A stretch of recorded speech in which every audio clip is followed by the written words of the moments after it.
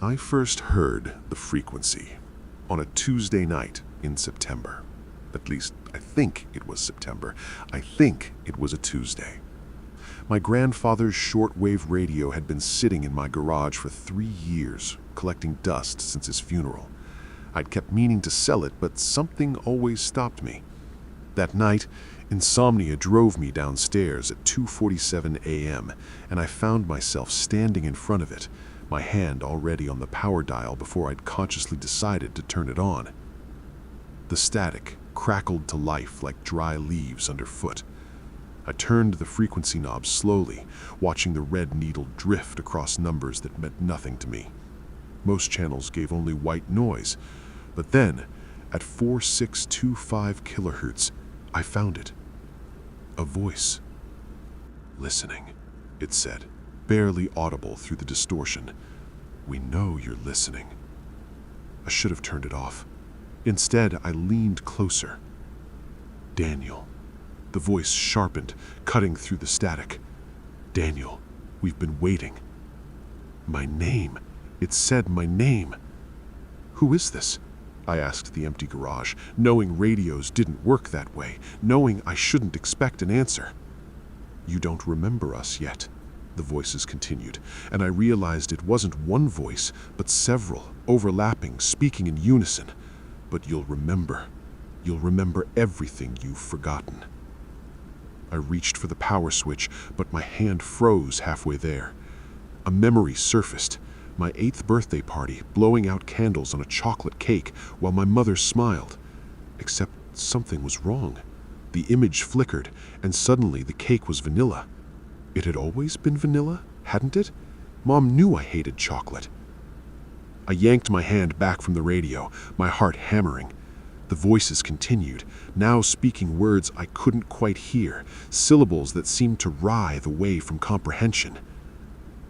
When I finally killed the power and stumbled back to bed, the clock read 4:15 a.m. An hour and a half had passed, though I remembered only minutes. The next morning, I sat at my kitchen table, coffee growing cold in my hands. I tried to remember my birthday. Vanilla cake, definitely vanilla. I'd always loved vanilla. Hadn't I? I opened my laptop and typed 4625 kilohertz radio frequency into the search bar. The results chilled me. Forums full of people describing the same thing, voices that knew them, voices that spoke their names. But the posts all ended the same way. Users claiming they couldn't remember why they'd been concerned, that the frequency was nothing unusual, just old broadcasts. Some stopped posting altogether. One user, _Ghost, wrote, "Day 7. It's changing me. Every time I listen, I lose something.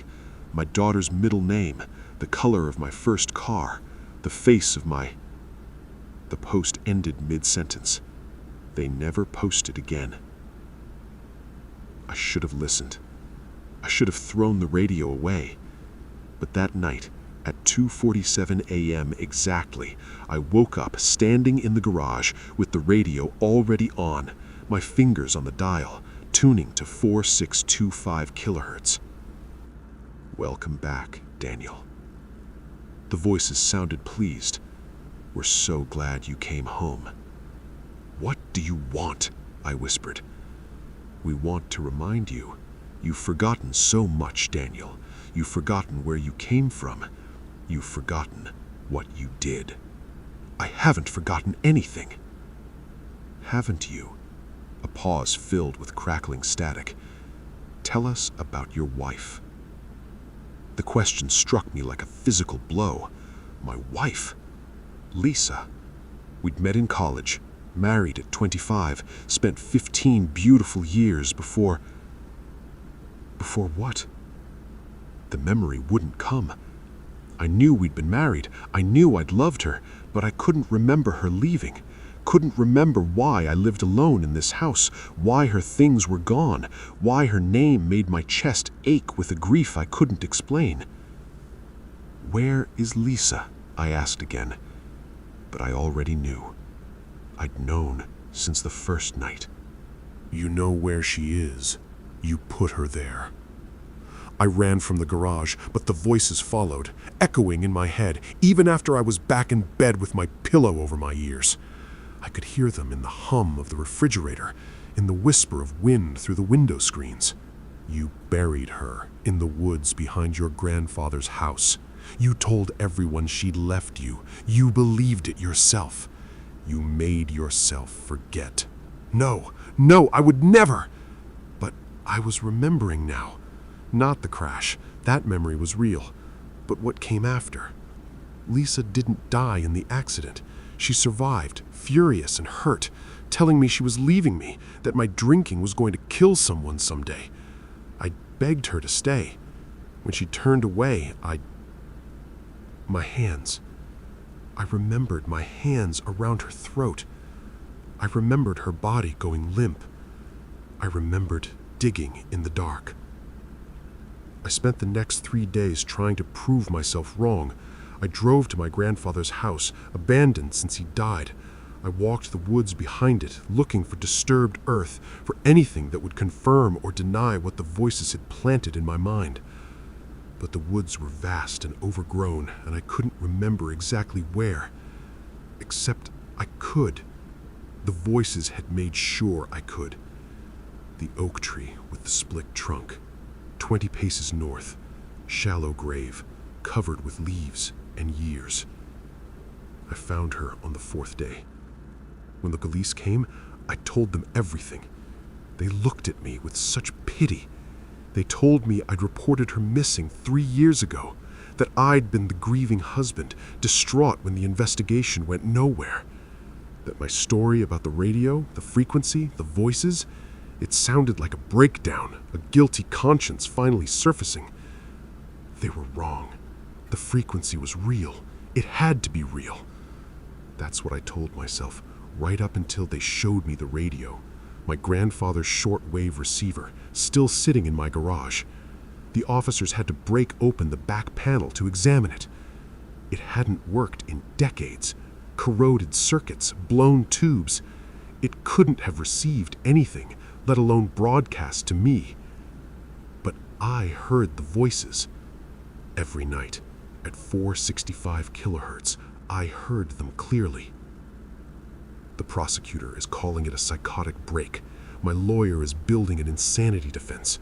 They've shown me the evidence, the searches on my computer for radio frequencies I'd made after Lisa disappeared, the forums I'd posted in under different names, building a narrative of mysterious voices to explain away my guilt. Evidence I don't remember creating.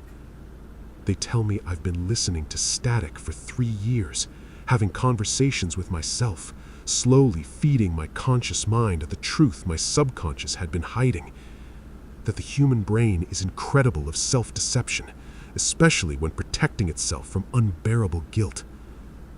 Maybe they're right, but here's what they can't explain.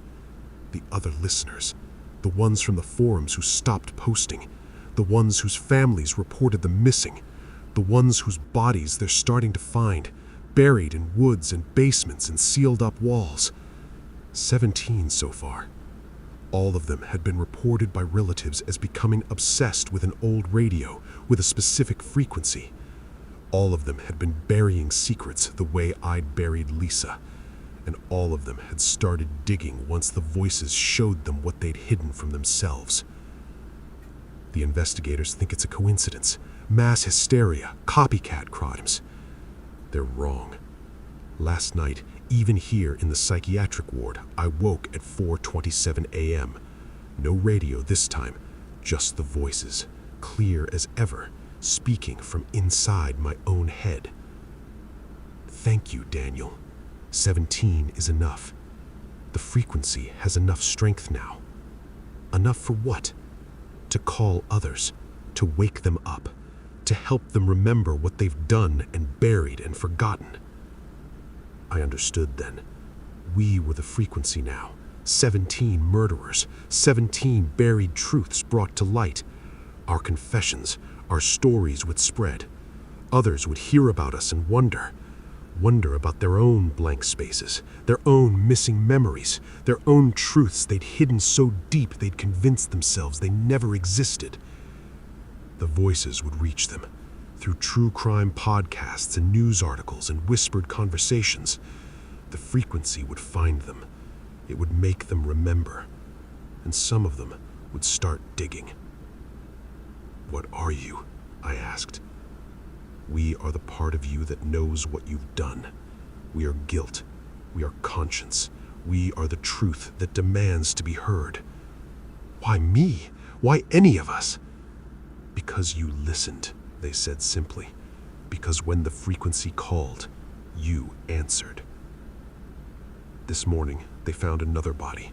A lawyer in Minneapolis had confessed to murdering his partner, led police straight to the remains. He claimed voices from an old radio had made him remember. The news played his interview on every channel. At 4:27 a.m. tonight, somewhere in the world, someone who has been sleeping peacefully for years will wake up. They'll remember an old radio in their attic, in their basement, in their garage. They'll turn it on and tune to 4625 kilohertz. And even if nothing is broadcasting, even if the radio doesn't work, even if it's not plugged in at all, they'll hear the voices. They'll hear themselves. And they'll remember what they've been trying so desperately to forget.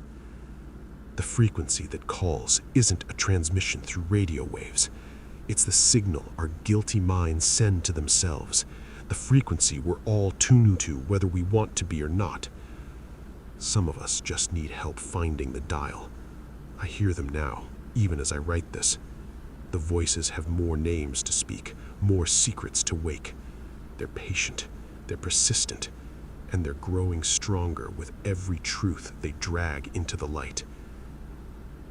If you've ever owned an old radio, if you've ever felt drawn to turn it on in the dead of night, if you've ever had memories that feel wrong or incomplete, listen carefully.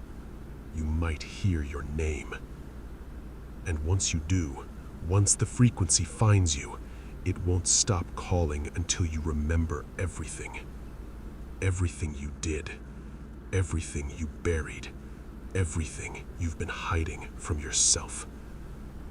The voices are always broadcasting. They're broadcasting right now. Can you hear them? Or are you one of the lucky ones who has nothing to remember?